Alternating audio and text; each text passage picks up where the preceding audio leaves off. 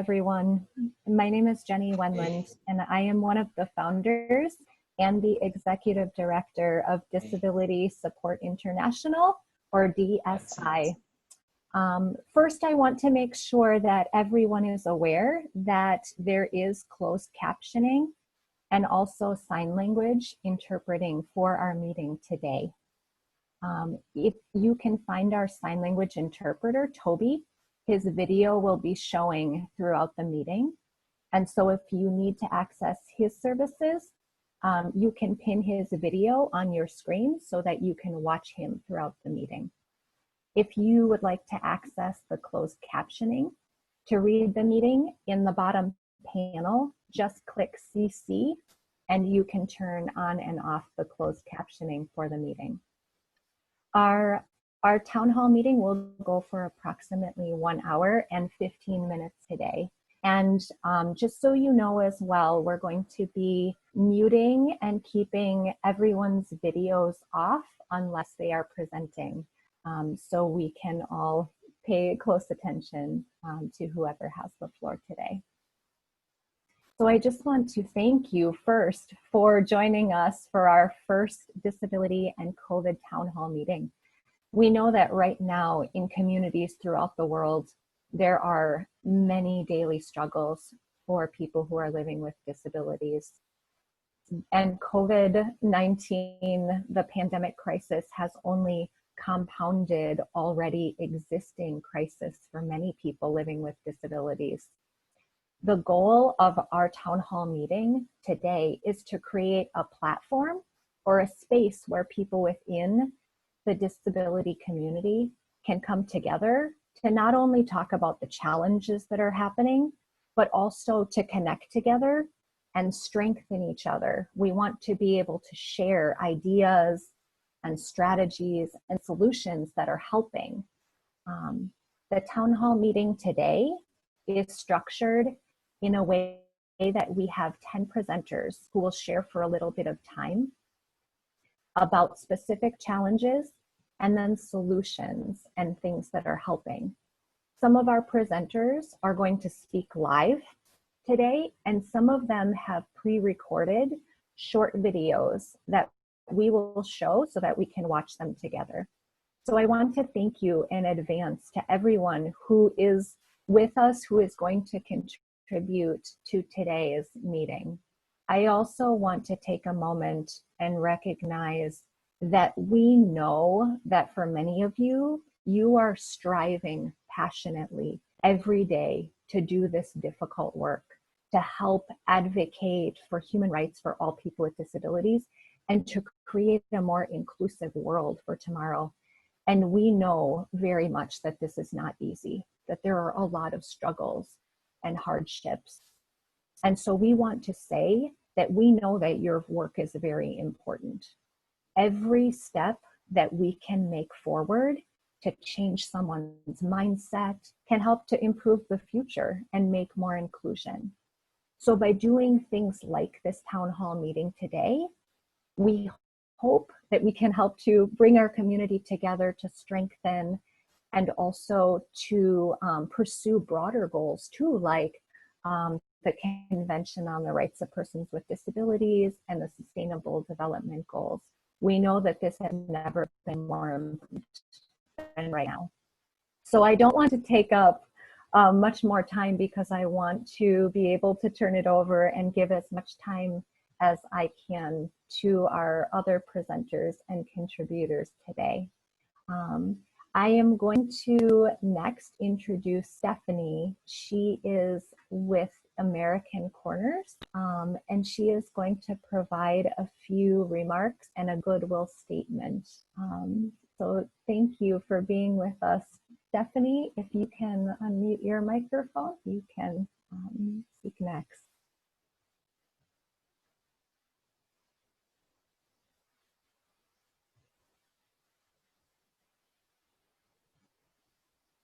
Stephanie, are you with us on the call right now?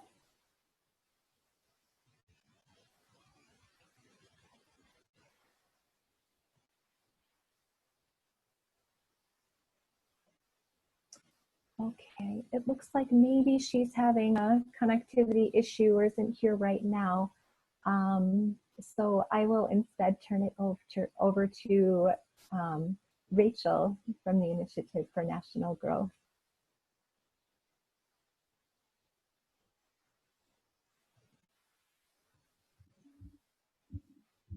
Thank you, Jenny, for the wonderful introduction today.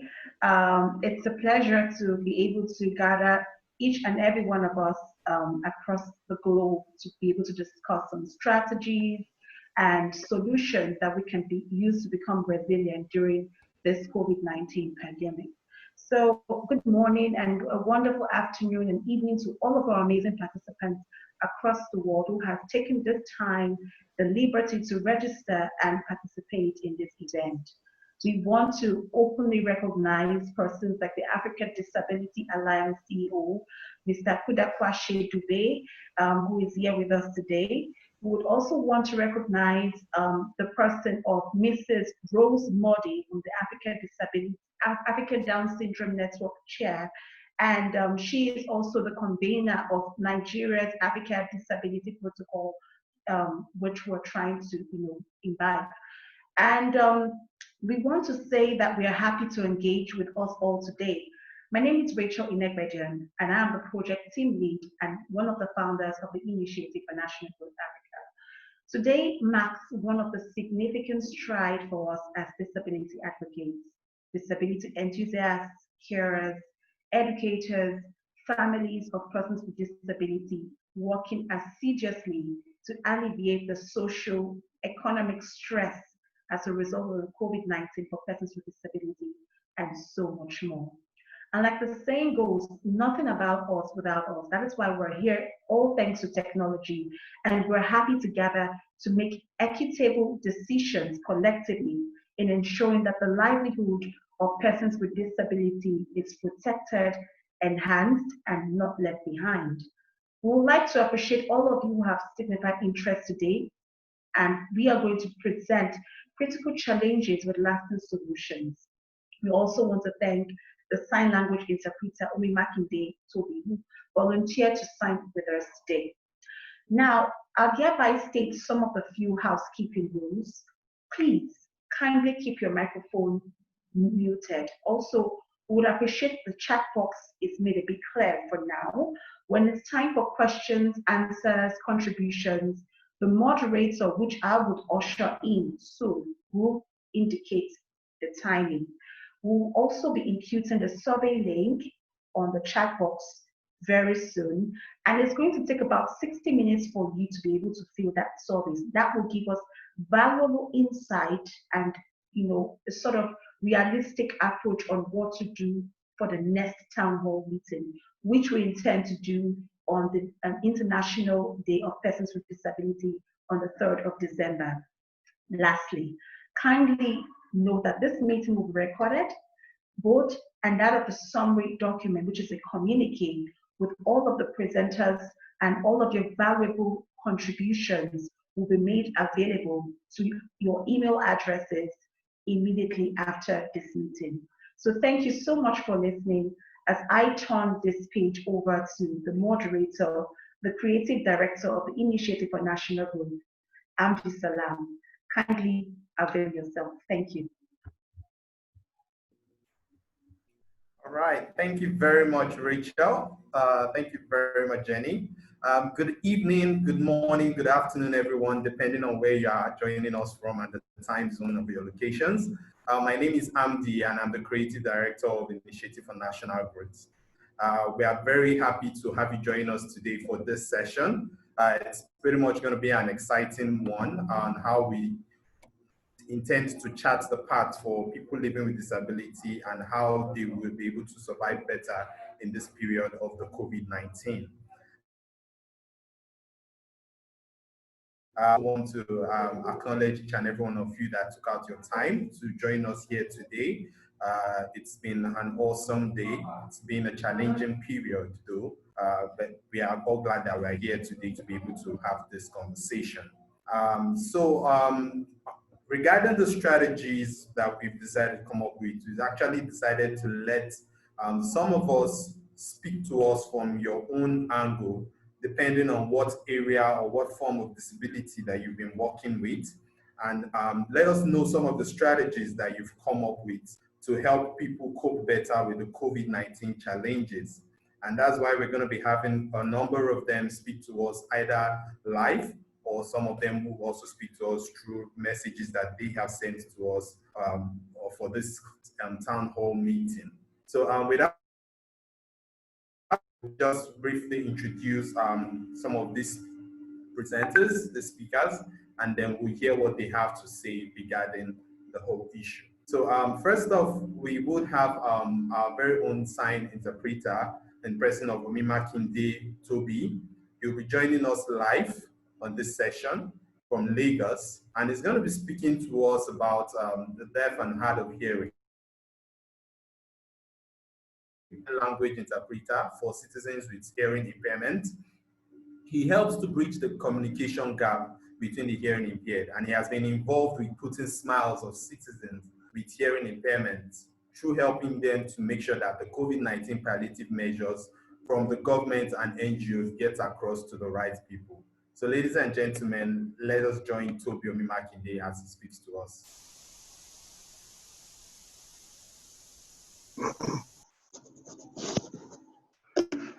Hi everyone. I will be speaking on solutions for deaf and hard of hearing citizens during this COVID-19. Number one, they should adhere strictly to all the safety measures given by Nigeria Center for Disease Control, NCDC. For example, washing of hands regularly, use of face mask in public places, avoidance of crowded area, frequent use of hand sanitizer, no hugging, no shaking of hands.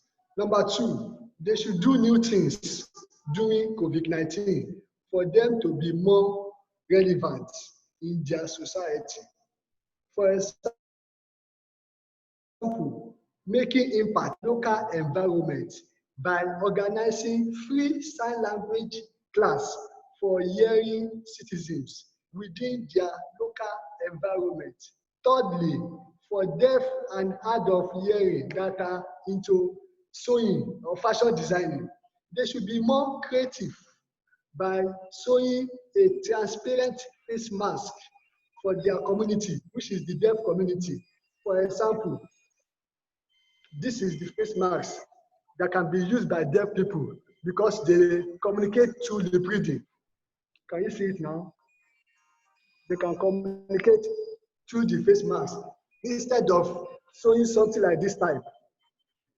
Something like this face mask is not accepted. It's not even good for deaf and a professional sign language interpreter because you make use of body languages. Using this type of face mask is going to cover their mouth, whereby effective communications will not be able to take place.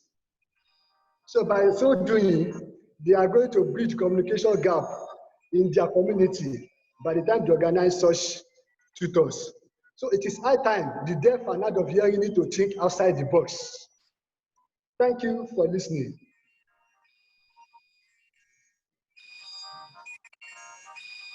All right, thank you very much, Toby. That was quite insightful and interesting. So Toby was speaking to us about some of the things that he thinks would help to improve livelihood for people with deaf and hard of hearing during this particular COVID issue. And he highlighted to us some of the face masks that is being advised for people to use. He also spoke to us about how they could help to promote information to the society, to people that are hard of hearing, so that they can be able to take the necessary safety measures that is being put in place by the NCDC, as well as other infectious disease related organizations across Africa and the world at large. Thank you very much, Toby. You can also pin Toby's page on your Zoom so that those who have who are hard of hearing can also understand his method of communication to be able to follow us.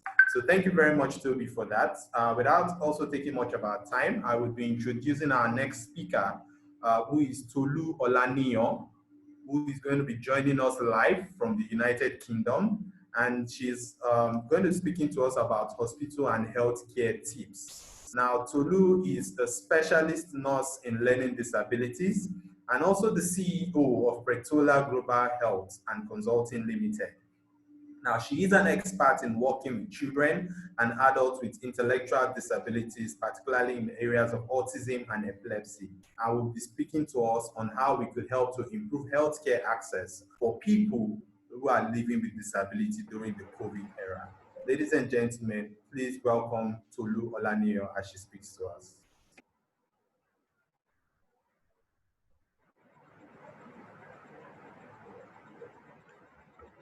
Hello, everyone. Can you please give me the authorization to share my screen, please? Just trying to share a tool.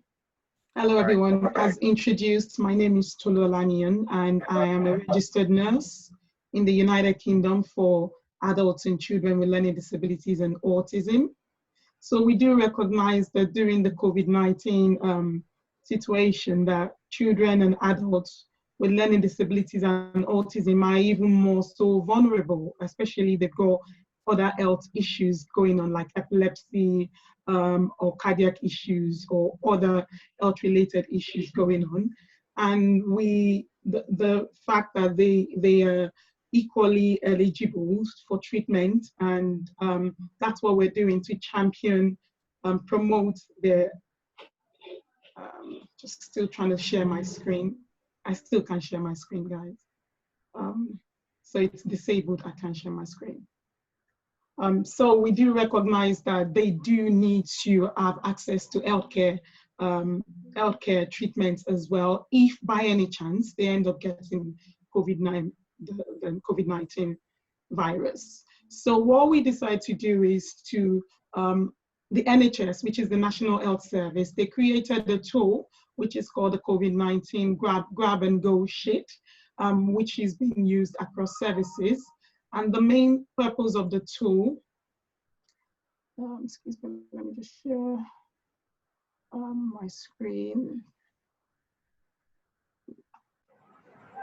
The main purpose of the tool is to be able to, if a child or an adult with learning disabilities and autism get admitted into hospital, they're able to communicate with professionals. So the professionals will be able to identify their need, they'll be able to know how to communicate with them, they'll be able to know their likes and dislikes, and they'll be able to, because there was a time where it was being said that, oh, people with learning disabilities they had this tag on them. Some hospitals were putting some tags on them with regards to do not resuscitate, which was inappropriate because we want everyone with learning disabilities and autism to have healthcare and to have treatments as per normal.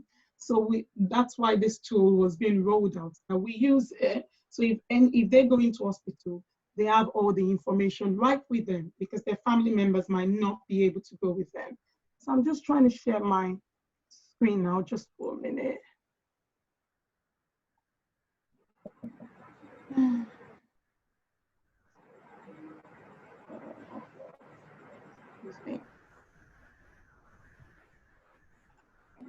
Okay, let me share this with us. Tolu, this is the host. Is it allowing you to share? Yeah, it is. Okay, I found it. Sorry, I found it now. Yeah. Okay. So can we see my screen? Okay. Okay. So this is what we call the grab and go sheet. So imagine if a child with Down syndrome from the Down Syndrome Foundation in Lagos was admitted into hospital, they will go into hospital with this. This is the idea, that they go into hospital because their parents might not be allowed to go in with them. So it more or less states that their human rights needs to be respected, gives them basic information, what their name is, because they might not be able to communicate that at that point in time. Their name, next of kin, details of the family, and basic information about them, their underlying health issues. So the parents would have put all this, the family members would have put all this in there just to be ready if they get admitted. They might not need it, but it's better to be prepared. So it provides information about underlying health issues, asthma, or previous surgery that they might have had. Okay, can you see my screen? And I'm just trying to go through it because of time quickly. What you need to know about my past health issues, current health issues, and also medication, because it's so important to know the medication they're on, so that if they're starting a new medication, we want to know if the right medication will be started for them, so it doesn't interact with each other, to prevent allergies and things like that. So it's important to know what medication they're on. And if they've got swallowing difficulties, eating and swallowing difficulties. So that's the grab and go sheets that, but it's meant to be used in conjunction with the hospital passport. So I'm just going to stop this and quickly share the last one before I go. So this is meant to be used in conjunction with the hospital passport. And the hospital passport provides more information about the person. Like I said, the grab and go sheet is just a summary. Where is my hospital passport? Okay, let me stop this now. Stop share so I can go to the next tool that I want to share with us. And this tool will be made available to us if we need it, if anyone is interested. But I believe everyone with disabilities should have a tool like this. You can tailor it, no matter what your disability is. You can tailor it. Okay, so this, before COVID-19, this is what we were using. Okay, this is what everyone with a similar tool like this is what we were using. As you can see, they make reference to COVID-19, but it provides basic information about you. So it's like a red, amber, green traffic light system as well. Things you must know about me, name, basic information like that, family, who to contact, who's most important for me, my support needs, and who gives me the most support. Okay, allergies, we want to know if they've got any allergies, breathing problems. So this provides more of it's more in-depth than the COVID-19 tool. That's why we said you use it in addition to it. And the idea is that if anyone, like I said, if anyone with these conditions get admitted into hospital, or they have the diagnosis of COVID-19, they get treated, they should be treated like everyone else. And it's about, proactively doing that, enabling. We know that our hospitals right now in Africa are not so learning disability or autism friendly, but these are the ways in which we can use to educate them in hospital about the needs of someone with learning disabilities and autism. There's so much more I can talk about, but because of time limits, I'll stop there. But if you need the copies of this, I can share with you. You can tailor it to the need of the specific disability of the person. Thank you. All right, thank you very much, Tolu, for that. So Tolu was speaking to us about some of the ways that we could help to facilitate healthcare at facilities for people with disability, especially during the COVID era. And she spoke about a tool, the Grab and Go Guide, which she said is a tool for communication with healthcare professionals that enables them to assess proper treatment, as well as diagnose the health history, what kind of allergies, what kind of medications do people with disabilities have, so that the doctors are able to know how to diagnose them and how to treat them better. So this will help to enhance proper and better treatment for persons living with disabilities. Thank you very much, Tolu, for that. Theodora, we see your comments. I will put together a communique at the end of this town hall, and then some of these documents will be shared with you. You can also share this with your network to ensure that people living with disability are able to access the right healthcare systems when they should. Thank you very much, Tolu. So without taking much of our time again, we'd just like to move to the next speaker. Our next speaker is Diko Yusuf. He's going to be joining us through a video session that he has sent to us from Kaduna. and he's going to be speaking to us about employment and interview tips.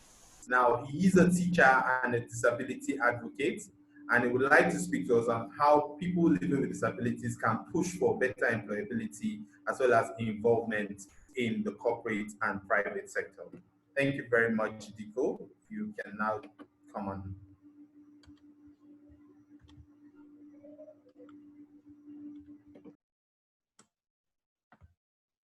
Hello everyone, my name is Diko Yusuf and I'm from Nigeria.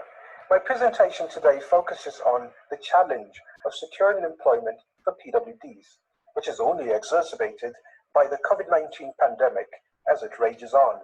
COVID-19 has forced employers across the board to lay off staff because of the difficult financial situation that the shutdown of economic activities has caused globally. With hopes of increased efficiency and productivity while cutting costs, business owners and human resource teams in different organizations need greater motivation and reasons to hire PWDs. I propose the adoption of a Get to Know Me initiative to push for greater consideration and inclusion of PWDs in employment and enrollment processes, both in the private and public sector. There is stiff competition in the job markets, and so many preconceived notions about PWDs that hinder our career development prospects. I would recommend that disability rights groups and organizations, as well as PWD communities, campaign for employers to at least grant interviews to PWDs. Under the Get to Know Me initiative, PWDs get an opportunity to showcase their skills and convince prospective employers of their exceptional abilities. The problem of equal employment opportunity has always been a serious challenge, and it has not been more so in a long time as it is now. I cannot guarantee that my preferred solution today is foolproof. It is not a magic cure, not an elixir, but I'm fairly confident that if my proposal is adopted and other steps are taken in the same spirit, we get closer to greatly impacting and improving the lives of PWDs. Thank you for listening.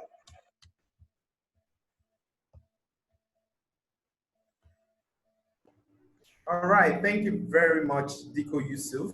That was pretty much insightful. So Diko was speaking to us about employment opportunities for persons living with disability. Now we understand that quite a number of people have lost their jobs during this period, and we know quite a number of employers would want to recruit people, and in that process, they might tend to look at those that they perceive to be the best.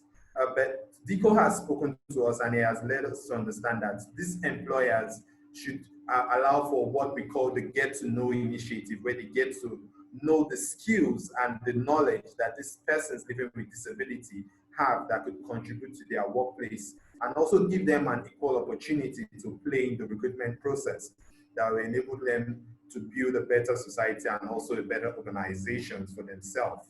So thank you very much, Diko. We do hope some of our employers are here with us in the session, and we'll begin to create this kind of room for persons with disability. So thank you very much, Diko, for that insight. So next up, we have a friend and a brother from Uganda, and he's no other person than Patrick Ojok, and he's going to be speaking to us through a video presentation about the vocational skills that persons with disability can attain during the COVID era. Now, Patrick is an individual living with disability in Uganda and is helping to change the narrative. And he wants to speak to us about how his organization is responding to COVID-19 pandemic through vocational skills. So Patrick Ojok, over to you. I am called Ojok Patrick, Program Coordinator at Blue Disabled Persons Union. Blue Disabled Persons Union is an umbrella organization for persons with disability in northern Uganda. The disability population in Uganda constitutes 12.4% of the population. Uganda has a population of 42 million people, and therefore 12.4% is a very significant number. Due to the outbreak of COVID-19 pandemic throughout the world, Uganda has been under lockdown since March this year. That means a lot of activity has been suspended. including personal businesses as well as employment for most persons in Uganda. Looking at people with disability, over 80% of them are in the informal sector. That means they are self-employed, but due to the lockdown, most of their activities were suspended, meaning that their livelihood has become really hard, and therefore, as Blue Disabled Persons Union, we think with two significant projects. The first one is making of face masks, which we did recruit 5 persons with disability who have basic knowledge in tailoring to produce face masks, which are sold at relatively very cheap price to the population of northern Uganda. We have also trained 5 young people with disability in the production of liquid soap, which are all essential requirements during the COVID-19 in the country. These are being sold to the population at a relatively very low price, as well as enable these people who are trained to earn a living. We think this intervention has really brought an income to the organization. All right, thank you very much, Patrick Ojok from Uganda. So Patrick was speaking to us relating to vocational skills that persons with disability could attain during this COVID period to be able to boost their livelihood, get an income for themselves as well as their family members. And he spoke particularly relating to that of the making of face masks as well as production of liquid soaps. So he admonished those who are living with disability to learn these skills because these are key ingredients, these are key materials that are needed during the COVID period. And if they're able to learn these skills and put them into practice, they will be able to boost their income as well as the livelihood and standard of living of themselves and their family. Thank you very much, Patrick Ojok, for that.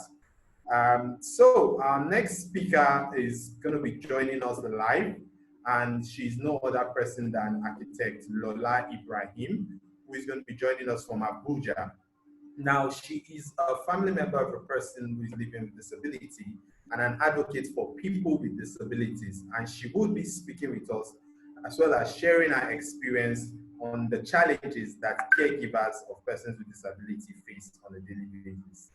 So over to you, Lola, for the session.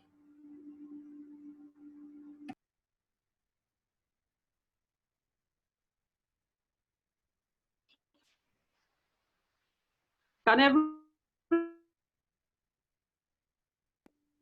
Yes, we can.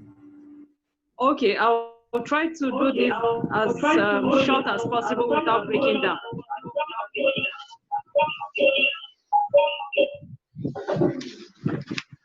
I'll be speaking about the challenges I noticed with people living with disabilities and the solution during the COVID-19 lockdown. Then I'll also be sharing about my late brother, my younger brother, Abdulhakim. He died April 19, 2018. He was a double amputee. The World Health Organization declared the COVID-19 outbreak a pandemic on March 11th. Till date, more than 10 million people have been infected with COVID-19 across the globe, and more than 257,000 people have succumbed to the virus. According to Johns Hopkins University, the United Nations says 1 billion people, 1 billion people is a huge number, living with disabilities worldwide have been among the hardest hit by the COVID-19 pandemic. According to the UN Secretary General, the COVID-19 crisis is affecting every aspect of our societies. Just like Biko from Kaduna has stated, the implementation of the basic rights of such persons deteriorated in light of the health crisis. The pandemic is affecting the world's 1 billion people with disabilities. Now, what is the challenge?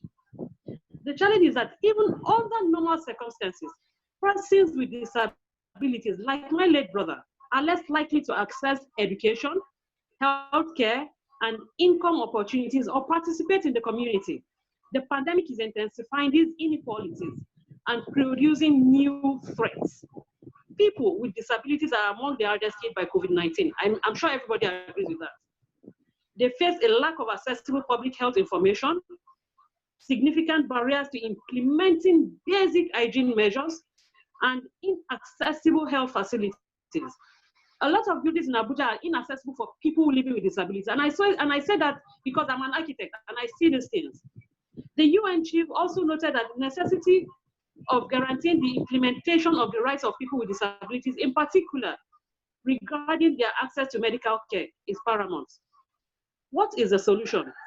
Recovering from a disruption that is as deep and as wide as COVID-19, especially in Africa, requires us all to think big. We need to think outside the box. The solution is we must become thinkers without borders and be ready to act beyond our comfort zones and fully integrate inputs and capacity. Governments should strengthen standard-proof coordination between services for people with disabilities and focus attention on such people in the fight against the pandemic. Based on my personal experience with my brother, I think everybody living with a disability should be given a free mobile phone, a toll-free line to access healthcare in emergencies. Because if you notice what the lady from UK, what she was saying was particularly about health, and that is a huge challenge. They should also get monthly stipends. They do that in developed countries. People living with disabilities are entitled to a certain amount of money from the government for their upkeep. And I think that is what we should start thinking about here also. We have the money and we can do it. They should also have subsidized medical support at all government facilities, equal access to work as well. Some people are disadvantaged. So let's have a level playing ground for everybody, whether with disabilities or without disabilities. And you should give them equal access. Now let me share my personal story for people to understand why I'm on this platform. My younger brother was a very generous, cheerful fellow. He was handsome. Everybody loved him, and he loved to play basketball. Then he had diabetes, and then a small wound on his big toe. The wound didn't heal. The infection spread, and then they cut his first leg, his right leg from the knee. Still, the wound didn't heal. Infection spread. They cut the other leg from the knee. He became a double amputee. He didn't have a permanent caregiver. You can imagine the trauma. Somebody who was able-bodied before, he loved to play basketball. He had friends, and then, so he became a double amputee and lived in a house with my cousin and her daughter. My parents lived in another house in Oshogo. So one day he had a little quarrel with my cousin's younger daughter, who was much, much younger than him. And because my younger brother was a double amputee, this girl took a cane and flogged my brother mercilessly. She flogged him silly. This is a true life story. It's not them say, it really happened to him. And my brother didn't have a wheelchair because he was a cripple. He couldn't quickly go to his phone. He was helpless. And then when it all, died down, because my father's driver used to take food to him. So my father's driver took food to him for dinner, and saw what happened, and we were all depressed. But there was nothing anybody could do. So we should really think of taking care of people living with disabilities. Eventually, my brother had organ failure. He was depressed. He was traumatized. And he just couldn't take it anymore. He died. Until tomorrow, I still feel guilty because I feel we didn't do enough. It's like I failed him. The society failed him. The system failed him.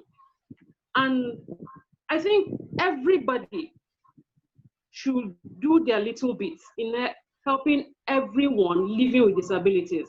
I've seen people with disabilities in Abuja. They sweep the pedestrian bridge. That's what they do to earn a living. And it is not right. In a system with so much money, corruption reading, we should take care of our own. Humanity comes first. Thank you.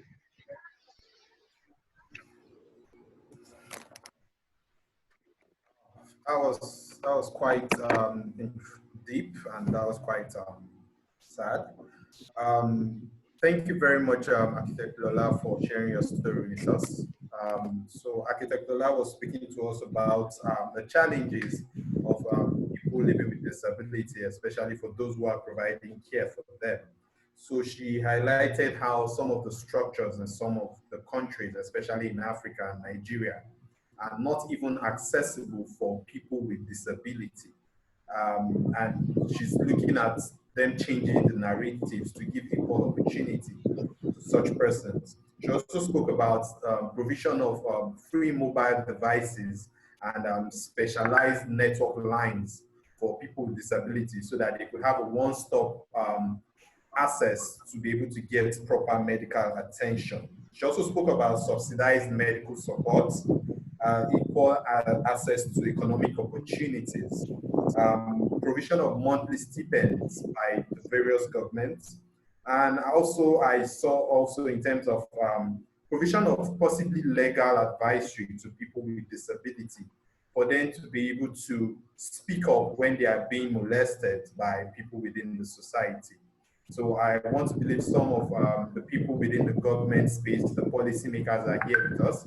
And we just want to appeal to you to begin to play your part in ensuring that such policies are not only put in place, but they are also being implemented in the right way. Thank you very much, Architect Lola, for that insight. It was very, very touching for us to hear such a story. So thank you very much for that. Very shortly, we will have Precious Ogbebo, who will be joining us live from Abuja. And Precious will be speaking to us about mental health and depression. She is an advocate for people with disabilities and would also deals with mental health and depression related issues and how persons with disabilities can manage this better during the COVID-19 era. Thank you very much, Precious, and you can join us now. All right, good afternoon, good evening, good morning, everyone. My name is Precious Ogbebo. It's a he, actually, not a she. What we can do to stay safe and to keep our mental health in check so as to avoid being depressed. You know, the COVID-19 challenge has actually brought a lot of issues in our society that is affecting both the able body, in quotes, and persons living with disability. Yes, that's a fact. Now, looking at persons living with disability, persons with visual impairment and blindness, you see that their mobility has seriously been affected, especially in this part of the world, Nigeria. You know, on a daily basis, we move around with the assistance of persons and all that. But due to the lockdown, most of these persons have been forced to stay indoors. They don't go to schools, they don't go to work, and most of them have lost their jobs and what have you.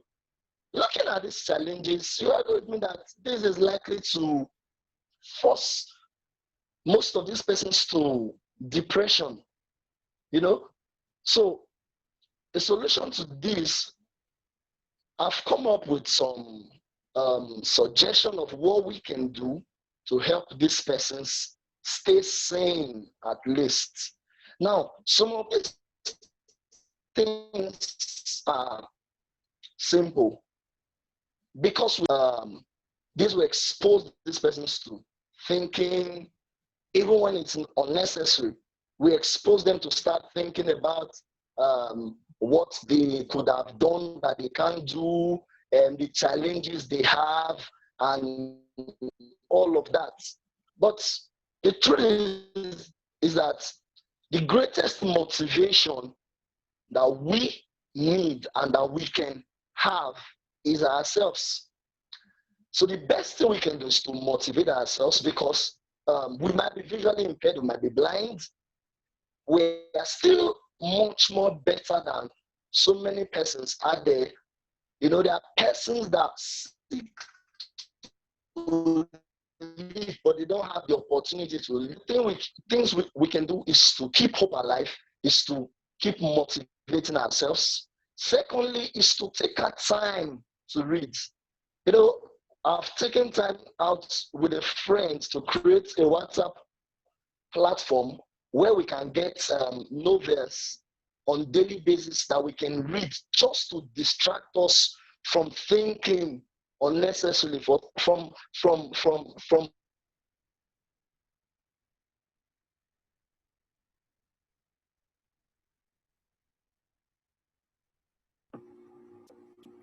Hello, thinking Precious. about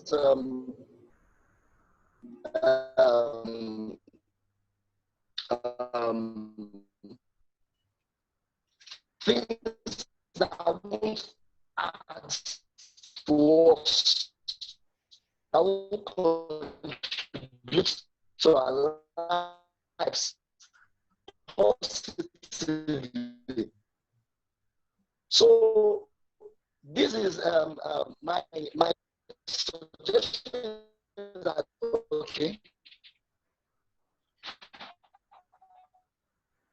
All right. Thank you very much.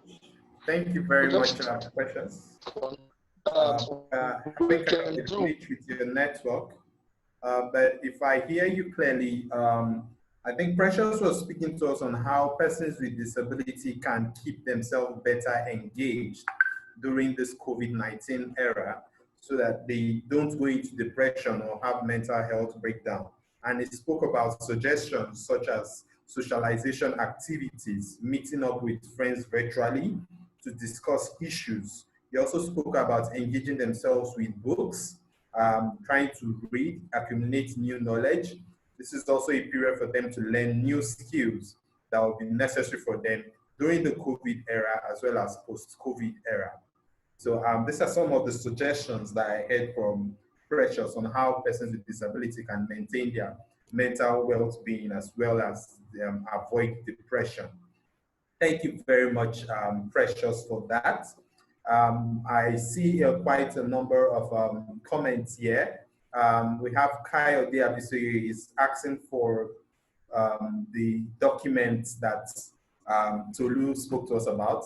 We've already stated we'll send that to everyone on this session for them to have those access to those documents. Also, we have Afiang Etim.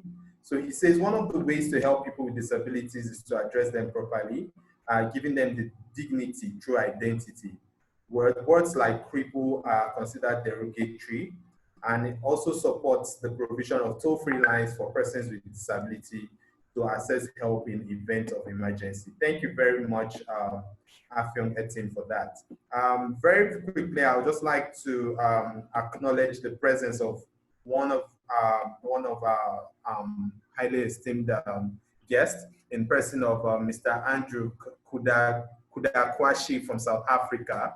Now, he is the CEO of the Africa Disability Alliance, and he has over 35 years experience in human rights development, disability work, and private sector businesses.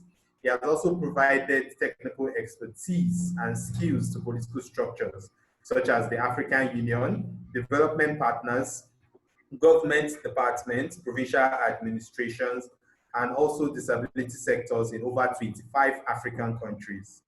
He has also facilitated the design and implementation of strategies of benefits to persons with disability on the African continent, especially the African Disability Protocol, which is aimed at ensuring several governments put in place policies and structures for persons with disabilities across Africa. Thank you very much, Mr. Andrew, for joining us for this session. We would have our next speaker who will be joining us. If you have your questions, you can drop your questions in the chat box, and then we'll have some of our speakers respond to them. Thank you very much, Diko, for that. So our next speaker that will be joining us is no other person but Uchenna Madweke, who is going to be joining us through a video session from Plateau State, Jos. I did mention earlier, Plateau State is one of the coldest locations in Nigeria. So Uchenna is a person living with disability and a teacher with an organization working with children with multiple disabilities. I would like to speak to us on alternatives for virtual schooling during the COVID-19 era. Thank you very much, Uchenna, for wanting to give us that insight. Over to you, Uchenna.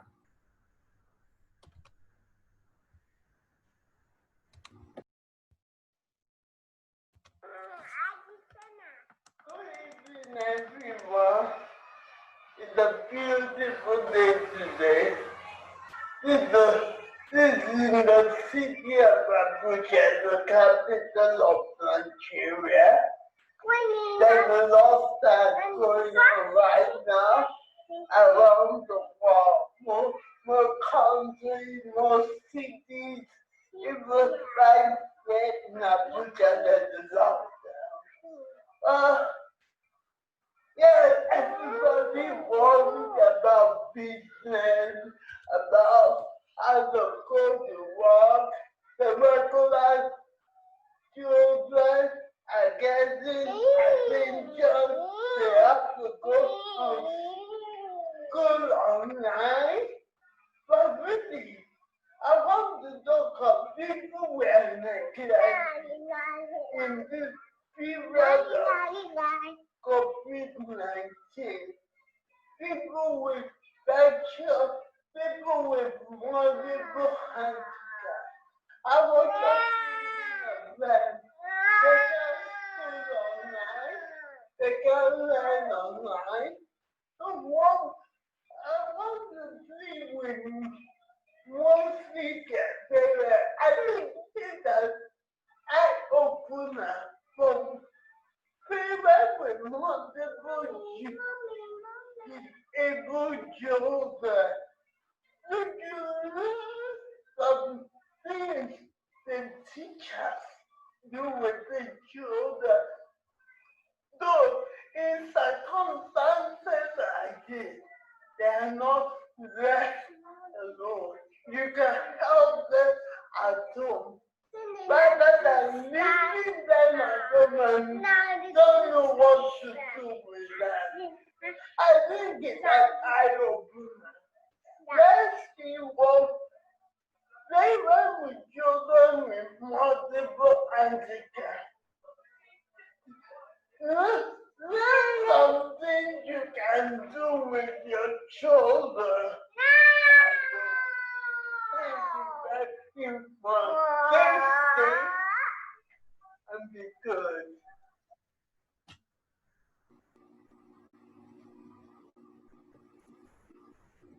Thank you very much, Uchenna. That was Uchenna joining us from Abuja there. Apologies, I said just. So Uchenna was speaking to us about some of the tactics or strategies that parents of children living with disabilities can put in place to ensure that their children are also engaged during this period of the COVID-19 era.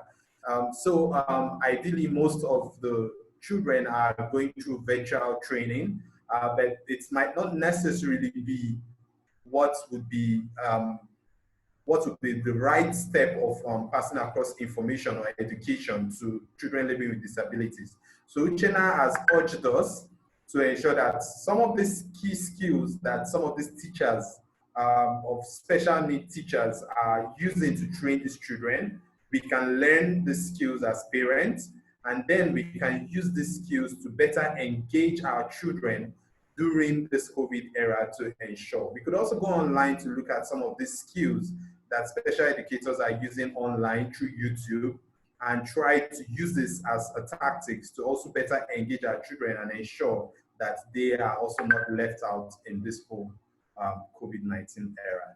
Thank you very much, Uchenna, for that. I'll be moving on to our next speaker, who is Parent Ayuba, who will be joining us through a video session from Abuja.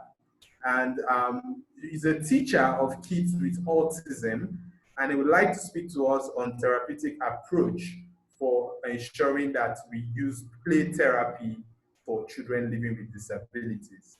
Thank you very much, Parents. Over to you.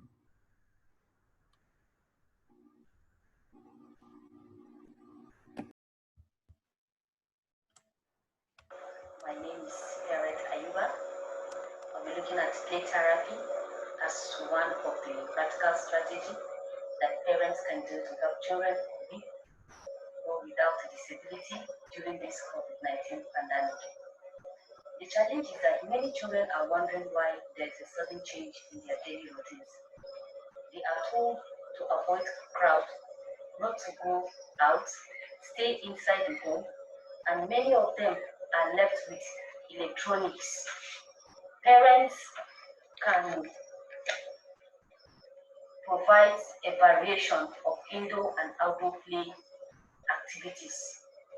They can create a pretend play area, read and tell stories, do some treasure hunts, even do a project with the children like painting, planting flowers, going on a nature walk, which will help these children to be creative and then to make things from the natural materials.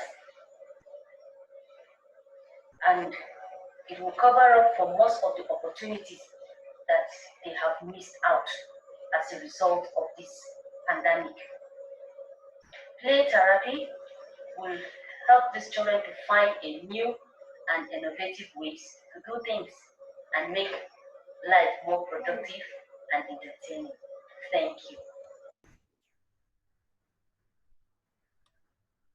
All right, thank you very much, Peret Ayuba, for that. Peret Ayuba was speaking to us on how we could utilize play therapy for children living with disabilities. So she did mention to us that during this period, quite a number of them will be idle, and then as a way of also enhancing their cerebral mentality, we could engage them in various activities that could be done in the home. Some of which she mentioned was things like flowering, planting of trees, provision of artworks, and every other kind of related play activities that helps to stimulate the mind of these young ones, as well as also keep them engaged during this period so that they are winning throughout this whole COVID period. Thank you very much, Peret Ayuba, for that. Before we move on to the next person, I would just like to speak, to acknowledge the presence of the founder of the president of the Down Syndrome Foundation Nigeria, Mrs. Rose Modi. She founded the organization to primarily care for children with Down syndrome in key 4 areas such as educational, vocational, medical, and social integration. Now, the foundation has recorded great achievements under her leadership, sponsoring many children living with Down syndrome overseas for medical treatment, seminars, special Olympic games, as well as other related life projects. She's also a spokesperson and advocate for people living with disability and the chairperson of the African Down Syndrome Network. Mrs. Modi has received several awards locally and nationally for her contribution to the less privileged in the society. She is the convener of the African Disability Protocol Convention for Nigeria, which happened on the 25th and 26th of June, 2020. We are happy to have you with us here, Mrs. Rose Modi, and we acknowledge the exceptional work you're doing for people living with disability in Nigeria and across Africa. So very quickly, we would be moving to our next speaker, who is Fred Kiserem from Nairobi, Kenya. So Fred Kiserem is a person living is an advocate for persons living with disability and works with people living with epilepsy and mental health. He will be speaking to us on the vulnerability of this focus group and how the COVID infection particularly affects them and how they could cope better with it. We would now be going live with Fred Kiserem from Nairobi, Kenya. Fred, over to you. Hello, good morning, good afternoon, everyone, and good evening. My name's My name is Alfred Kiserem from Kenya, and I run an organization called Kiserem Epilepsy Foundation. We create awareness about epilepsy and mental health. And during the COVID-19, we have faced many challenges as people living with disabilities. And I will say the challenges and also the strategies that we have done in the community. In Kenya, more than 1 million people are suffering from epilepsy, and only 20% of the people with epilepsy can access the medicine. So when the COVID-19 started, your guess is good as mine. The pharmacists, drugs, they all went up. The prices all went up. So as an organization, we are helping more than 100 people access anti-epilepsy medicines through the Raw Pharmacy of America and also through our local partners. Then we have helped more than 1,000 people in my community to access food through partners and through friends. Also, what we have done, we have helped more than 1,000 people in my community to access face masks because more than 1,000 people to access face masks because our organization is focusing more on empowerment, and we are empowering people with epilepsy and mental health getting skills so that someone with epilepsy can have skills, can come to the tailoring center, and after that he or she can get a skill, and the best of them can get a sewing machine. So in line with this, they can also help themselves by selling face masks. The other thing that we do is that we have also helped people with epilepsy get soap and hand sanitizers by teaching them how to make these sanitizers. We have also helped people with epilepsy by connecting with them with counselors so that when they call them, because one of the triggers of epilepsy is stress. So, and during the COVID-19, a lot of people with epilepsy have a lot of stress. So we connect with them with counselors. They call them, ask them how about their stress levels, what they are doing to help their stress. Are they doing yoga? What are they doing to help themselves? So I'll not really talk much. I'm so grateful to have participated in this great podium, and I'm really humbled, and God bless you all. Thank you so much. All right, Fred, thank you very much. That was a very spot-on contribution and great work you're doing in Nairobi. Thank you. So Fred was speaking to us about how his organization is helping to empower people living with epilepsy and mental health through skill acquisition, provision of face masks, and making of soap.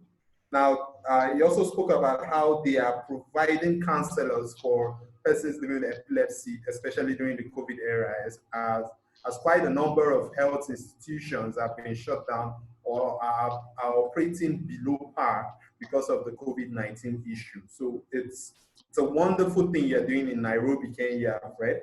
I think this is the second person that is also speaking to us about how they are helping people with disability during the COVID era to also earn a living during this period. Quite a number of businesses have been shut. Quite a number of people have had their income dried out. But people like Fred and Patrick are helping people in their various communities to earn an income while also staying safe at the same time. So thank you very much, Fred and Patrick, for this wonderful insight that you provided to us during this period. All right, so we are almost done with our presenters, and it's pretty much sad that we will have to round this up because it's quite an interesting session. So to join us as our last speaker for today, we would have Patience Ogolo Dixon, who is going to be speaking to us live from Abuja. Now, Patience is the disability advocate focused on driving inclusion and curriculum development for health workers in the disability care. So she's also talking about how we can ensure that health workers are being trained on how better to take care of persons living with disability, as well as inclusion of disability into livelihood policy and frameworks. So over to you, Patience, for your submission. Thank you so much. And thank you for the opportunity and the opportunity to meet such great speakers. My name is Patience Ugolo Dixon. I'm actually an advocate for women and girls with disability, a national program for women and girls to advance the cause of women and girls in Nigeria. I've been listening to all the speakers from the beginning I was here, and everything that has been said boils down to one thing, which is planning. I always say in my work that during as an advocate, I've had the opportunity to also engage governments, to also engage partners, to engage stakeholders. And I found out that what is really missing is inclusive planning for everyone, including persons with disabilities. That is why I want to share on effective, it is very effective for us to plan, else we will have issues when it comes to implementation. COVID-19 is here. It shocked every one of us, including persons with disability. Why? Because we didn't plan for it. We have never planned, or most of the time we don't plan for emergencies. And now it hit us, and then we are struggling. For people with disability, we are more hit. As a woman with disability, I want to share a little of my experience during COVID-19. When I heard about COVID-19, I live in a home with my husband and then family members as well. And these people go out. I decided not to go out for weeks and months. But that did not solve my issue because people go out. Those around me, they were all going out. And I was afraid because I said, if I don't go out to get it, people go out and they can also affect me with the pandemic. So at the end of the day, I concluded, if I am a part of policy, I am a part of mainstreaming, I'm a part of planning as a woman with disability, as a person with disability, then I think my life will be more better than the way it is today. It is very important solution. It is very important the government engage with organizations of persons with disability so that at the beginning or at the end or in between, we shall be a part of design. If health workers don't have no clue about disability, it is difficult for us to be attended to and to be respected in the health facility. If people with disability are not part of inclusive policies, they are not part of policies at implementation stage, we are missing as people with disability. And that is what is happening today. So it's time for us to go back to the drawing board again and start thinking of what we should do. And that is to go to where it started from and begin to design those policies again and make it more inclusive of persons with disability, considering their special needs as people with disabilities. Else, we will be an afterthought, just the way we are today. Engaging organizations of persons with disability is key because we know where our problems are and we know how to solve it. So we cannot be out of the picture. We must be a part of the whole picture. Thank you very much. Thank you very much, Patience, for that. That was a very spot-on contribution. So Patience spoke to us about the challenges that persons with disability are facing, particularly because we don't engage people living with disability or organizations, the relevant stakeholders that matter in planning phase. And once we don't engage them in the planning phase, there is no way for them to be able to decide what's the right thing, what do these people need, what is necessary. If there's an emergency, how do we better engage them? she also spoke about engaging disability-based organizations to be able to come up with inclusive policies that brings together all the relevant players and stakeholders in the community to be able to ensure that no one is being left behind in our engagement. Thank you very much, Patience, for your submission. It's been quite an interesting session, having a lot of people, professionals, stakeholders, players in the industry, persons advocating for the rights of people with disability, joining us for this session to speak about their experience. In just trying to read out some of the comments that we have here, we have Onabulu Esther, who says that one of the ways to help people living with disability is to engage them in online therapy. If regulars can, they too can. This will help to reduce emotional stress. Afion Etim also says, I believe that it's important now more than ever for parents to be more involved in the literacy and education of their children. Diko Yusuf speaks about implementing of suggestions that have to do with welfare package. And he highlighted that getting data is one of the key challenges. And I know that's a really, really key challenge across Nigeria, especially Africa as a whole, where there's a challenge with getting the right data. But like Patience said, if we plan well, we work with the relevant stakeholders in this organization, it will be able to ensure that we're able to get the right data of people who are living with disability, and we'll be able to reach across to them in all this. Tolu Olanio says, Fred is doing a lot of great work in Kenya. I'm so proud of you, Fred. Architect Lola speaks about a bill currently in the National Assembly to establish a commission for people living with disability. Hopefully this is done. Tolu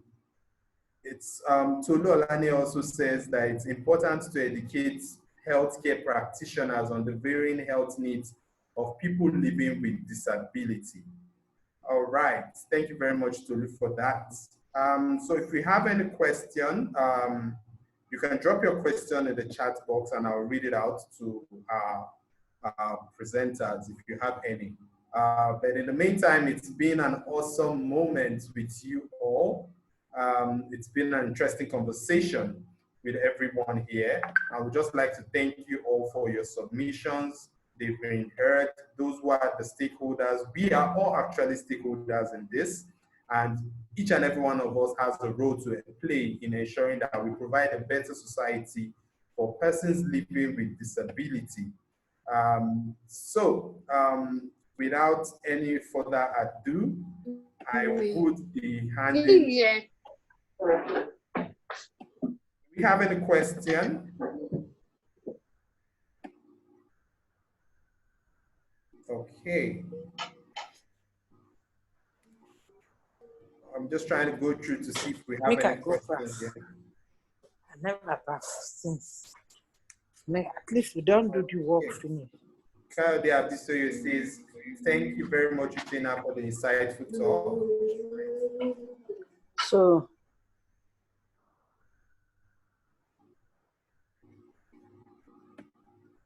all right. So if we have any question, you can just drop it. But in the meantime, I would be Andy, I've got a few hands raised here as the host. So I've got Donald Campbell is gonna ask a question. Hi, hello, my name's Donald. I'm with the Atlantic Center for Independent Living. We're in America. We're a resource and support center for people with disabilities. And one of the things I wanted to ask is, how do you increase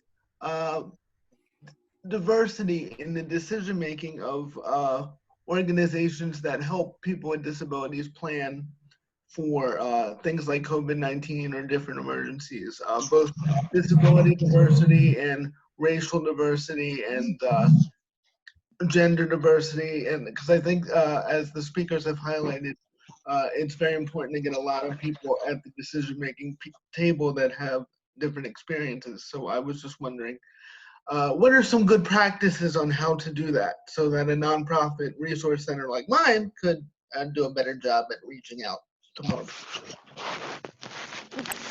All right. Thank you very much, Donald, for that. So if I hear Donald correctly, Donald is speaking about how do we ensure diversity and the various organizations that are involved with disability to ensure that we're able to reach the right kind of people during this COVID era? And how do you plan better for them, especially in emergencies relating to COVID? Who would like to, which of our presenter would like to respond to that? If you'd like to respond to that, you could just raise your hand. Or Patience, since Patience is in the policy space, do you want to respond to that?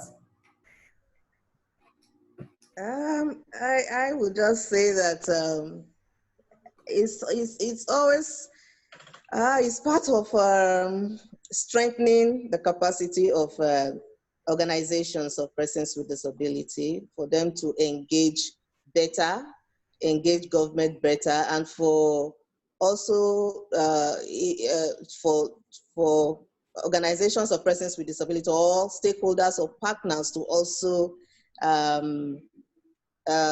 create awareness so that the government or partners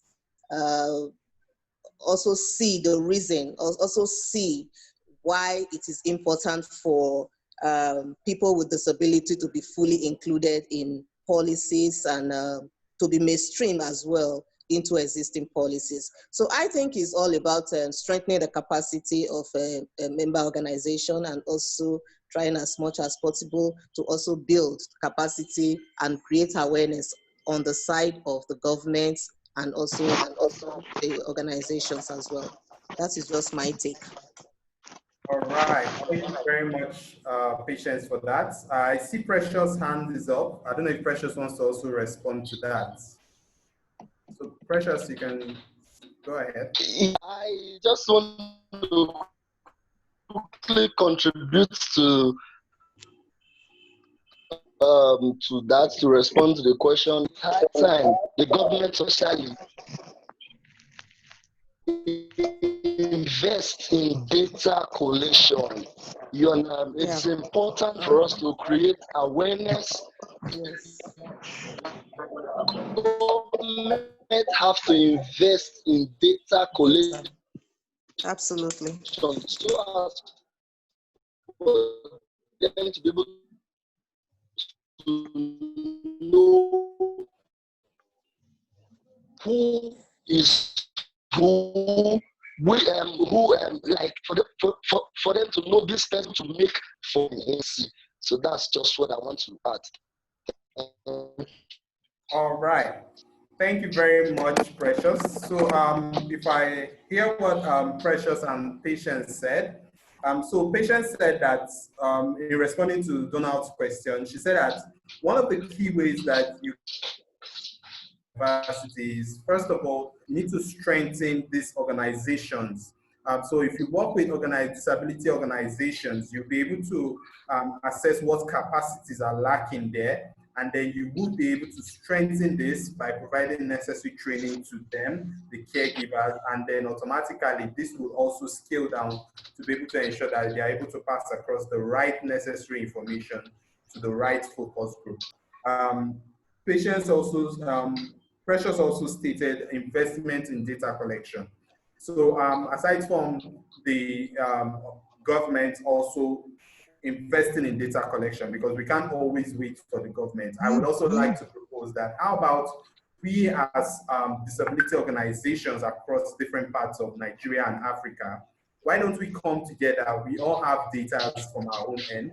We could come together and combine all this data together and begin to build a verifiable data that we will be able to use to also approach the government to ensure that they take into necessity all this information for planning phase. Thank you very much. I have Diko Yusuf's hand up. I don't know if Diko wants to ask a question or also contribute to that. No, can you hear me? Yes, we can, Diko. Oh, okay, very good. I'd like to respond to Donald's question, please. When he talks about ensuring diversity within organizations of people living with disability, I think it's a very important question. And my response would be, it goes back to that idea in terms of when you're starting up your organization. So you have to have outreach into different into different areas within a country. For instance, now in Nigeria, we have different geopolitical zones.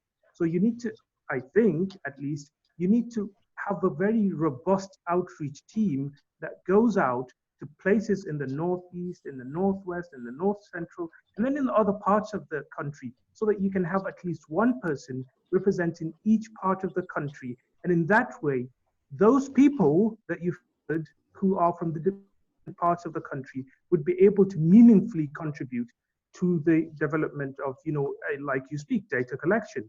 They would be able to know people within those areas and help in terms of gathering data that is more impactful and get things done more effectively.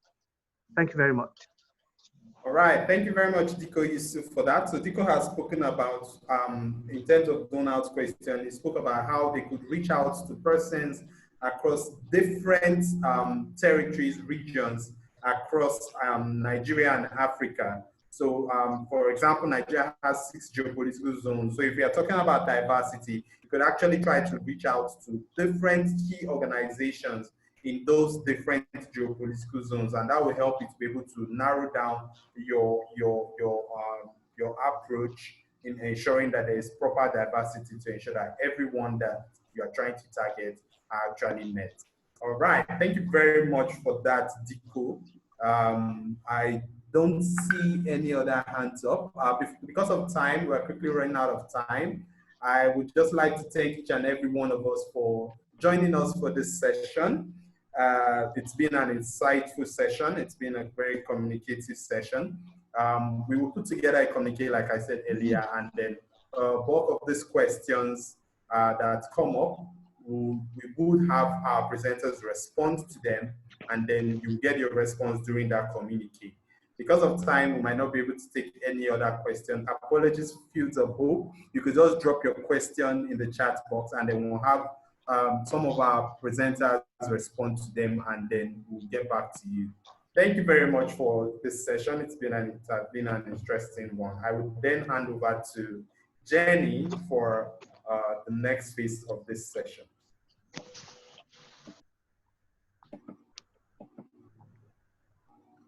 Thank you, Ambi. I again just want to echo many thanks to everybody who has contributed to such robust, good conversation today that is so necessary for our work and moving forward. So I'm very happy to say that now we do have Stephanie from American Corners who has been able to join us. So as we conclude today, I'm just shortly going to hand it over to her so that she can provide short remarks and a goodwill message. Thank you, Jenny.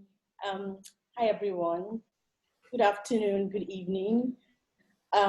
Thank you so much to everyone for joining us today for the first Disability and COVID Town Hall meeting. Apologies for joining a bit late. But yeah, my name is Stephanie, and I'm the director for the American Corner hosted at CC Hub here in Lagos, Nigeria. I am so humbled to be a part of today's meeting. I've learned so much today, and I would like to thank the organizers of the program, Initiative for National Growth Africa and Disability Support International, for putting together such an important program and for the opportunity to be a part of it. So thank you so much to the organizers. I must commend both organizations, and I must compliment them for the passion and never-ending advocacy for equality and inclusion for people with disabilities. In light of the current situation of the global health crisis due to COVID-19, I must emphasize the higher risk that people face, persons with disabilities. I must emphasize the risk that they face, especially in low and middle income countries. Now more than ever, it is important to amplify the voices of people living with disability. And we need to look at ways in which we can include them in decision making, and how to develop a more inclusive and sustainable response and recovery plan from the COVID-19 pandemic for everyone. Persons with disability need to be given the opportunity to speak out about the challenges that they face, and which is why I'm so grateful for this opportunity to be here to listen to them, as some of them have spoken and shared with us. But yeah, persons they need to be given these opportunities, and this can help, provide advice, political authorities, to include them, the disability dimension in COVID-19 response, which we need them to always have. And so one thing I know is that we cannot afford to leave persons with disabilities behind. We need to keep going with them. We need to keep fighting together alongside them. I would like to mention that the American Corner, hosted at CC Hub, supports the disability community, and our doors are always open for continuous engagements to ensure that we support each other during this current COVID-19 crisis and even beyond. And so the American Corner has resources available to everyone. And so I know that some people during this sharing session have said that they are impacted by COVID-19. They've not been able to learn. They've not been able to continue schooling. Kids as well, impacted by COVID-19, have not been able to continue their studies. But yeah, the American Corner, has resources, and we are able to open these resources and make it more accessible to everyone. And so yes, we'll work on making it more accessible to everyone, even people on this call. So if you ever need, to access all of these resources, please feel free to reach out to us. We'll be happy to work something out for you. But yeah, while we keep playing our part to ensure a more inclusive society, we'll continue to be here as the American Space. We'll continue to be supporting, we'll continue to listen, we'll continue to learn from everyone, continue to learn the challenges, the solutions that you're preferring, to make the world better and more inclusive for people with disabilities. And so I've learned a lot.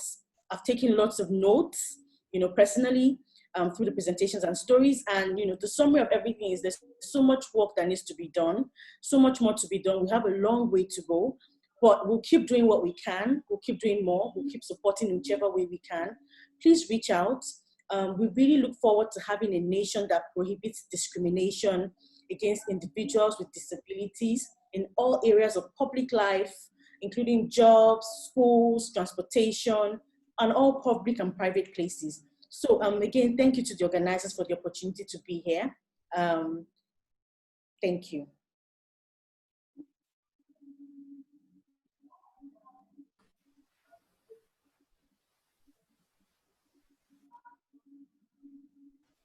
Thank you so much, Stephanie. I just wanted to take a moment to tell you about our organization, DSI, Disability Support International. We are an international NGO. We are based in the US, and we began in 2016. Right now, we are a very small organization, but we are slowly growing our services. And I wanted to quickly just highlight 2 initiatives that may be of interest and able to help you. Alongside of training work that we are developing, we also run an online program called the Global Disability Directory. Any civil society disability organization can join our directory, and it's free to join. The goals of the directory are to help people with disabilities who are looking for existing services, especially if they live in low or middle income countries, and also for disability organizations to have more of an online presence so that more people can find out about your important work. Since COVID started, we also launched a COVID disability resource page that has information about tools for advocating to the government and high-level sectors about how to make inclusive responses, COVID responses more inclusive, things about how to share accessible information about COVID, and also resources that you can share with people with disabilities, families, caregivers, and things like that. So please know we want these things to be used for you.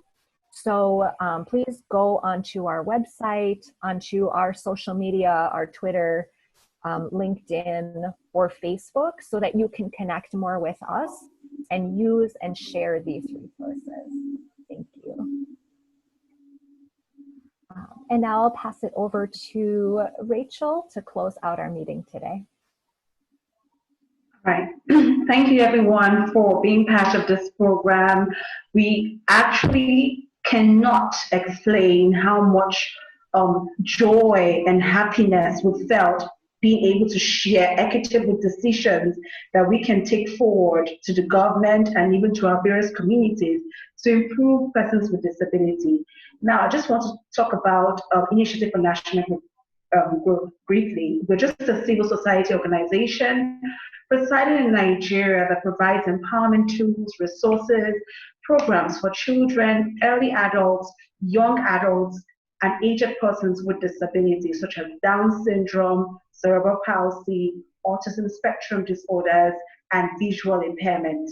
And we've been able to leverage on assistive technology, rehabilitative technology, advocacy, mentorship, capacity building, health support services, and entrepreneurship to promote and sustain the social and economic well-being of the rights of persons with disability in Nigeria and other parts of Africa. And that is why we are able to partner with ESI to be able to do this program today. We are happy to even say that over 70 persons with disability have profited from our programs, and they've been able to invest in themselves through entrepreneurship and career development, which has enabled them to break out of poverty and become independent and prosperous. Just recently, we partnered with the African Disability Alliance, the African Down Syndrome Network, Down Syndrome Foundation Nigeria, Cedar State Foundation, the European Union, CBN, to lobby the government in indicating their willingness to adopt and ratify the disability protocol in Nigeria. And we are moving forward because the government has been able to give us a positive response that they are going to adopt and ratify the disability protocol. So far, so good. It's been wonderful sharing these innovative ideas with you. We even have more projects coming up very soon. We have some for the visually impaired in August 8th. We have another one coming up on the 23rd and at the 25th of this month, July, where we'll be referring to a lot of persons with disability and non-disabled persons, various strategies around accessing grants, financial inclusion, entrepreneurship, innovation, health and wellness, and even financial literacy. All of this is when you're able to connect with us via our email. We will send newsletters across to everyone who's here today on this program. So thank you so much, our wonderful speakers. Thank you so much, our wonderful SLI, Toby Omimakinde. Thank you to our distinguished guests who joined us today from various parts of Africa and the world, like the US. Thank you so much for being part of this program. And the American Corner, thank you for your support, your goodwill message. We believe that the United States mission in Nigeria is to foster civic participation like this. Thank you so much. And to all of us who are disability enthusiasts who joined because you are passionate about solving problems around disability, we say a big thank you to you too. So I would just move over to the chat box and indicate your click by clicking on the link there that states that we need to give the feedback. The feedback is what will enable us to plan better for a more resilient program, in December 3rd, hopefully December 3rd. We'll be having that program run by we, and then we'll be able to share innovative strategies like this. So I'll pass over to Jenny, if you have any other thing before we close.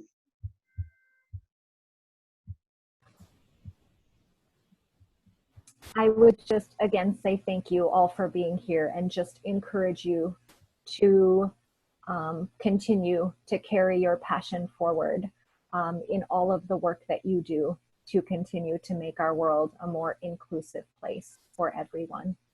God bless you all. Thank you. Bye.